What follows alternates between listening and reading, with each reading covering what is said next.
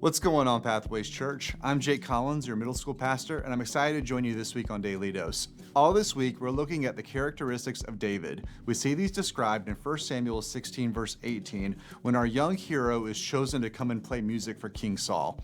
This description gives us a set of qualities that we can personally strive for as we seek to serve God in our own lives. Yesterday, we started with the idea of skill or excellence. David is described as being skillful in the area of music. This was the starting point. This is what they were hiring him for. But look at the next description. If we continue in verse 18, we see David described as a brave man and a warrior.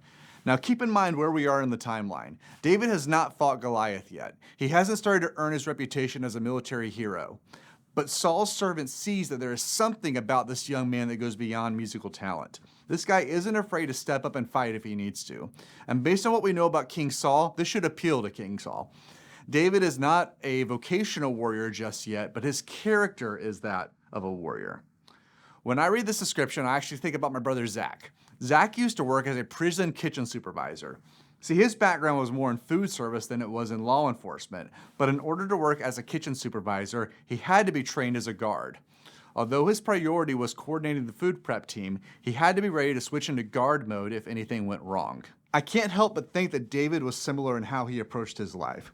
His heart was to serve God first, whether through song or other means, but he was willing to switch into warrior mode when the need arose. It wouldn't be too much longer before the mocking words of a Philistine giant inspired him to take a stand. Through people like David, we see glimpses of Jesus. Jesus was generally gentle, compassionate, and radically gracious, but he also had moments where he seemed to switch into warrior mode. His ultimate moment of bravery wasn't one of battle, but one of surrender.